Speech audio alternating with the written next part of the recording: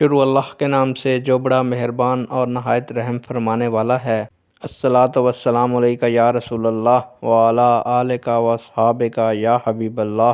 السلام علیکم معزز ناظرین و سامعین، اللہ تعالیٰ سے دعا کرتا ہوں کہ اللہ تعالیٰ آپ لوگوں کو خوش و خرم رکھے اور آپ لوگوں کی تمام تکالیف پریشانیوں کو دور فرمائے، آپ کو ظالم کے ظلم، حاسد کے حسد سے محفوظ فرمائے۔ پیارے دوستو، آج کی ویڈیو کا عنوان ہے کیا رسول اللہ صلی اللہ علیہ وآلہ وسلم سامنے کی طرح ہی پس پشت بھی دیکھتے تھے؟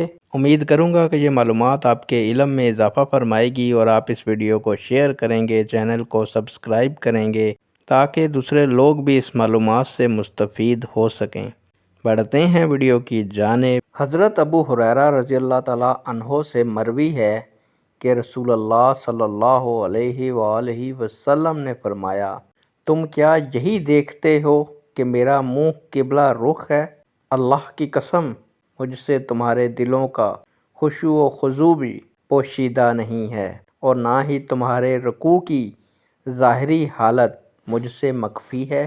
میں تمہیں پشت کے پیچھے بھی اسی طرح دیکھتا ہوں جیسے اپنے سامنے دیکھتا ہوں۔ دوستو، رسول اللہ صلی اللہ علیہ وآلہ وسلم کو اللہ تعالیٰ نے دیگر معجزات کی طرح ایک معجزہ یہ بھی عطا کیا ہے کہ آپ صلی اللہ علیہ وآلہ وسلم جس طرح سامنے دیکھتے تھے اسی طرح پس پشت بھی ملاحظہ فرماتے تھے۔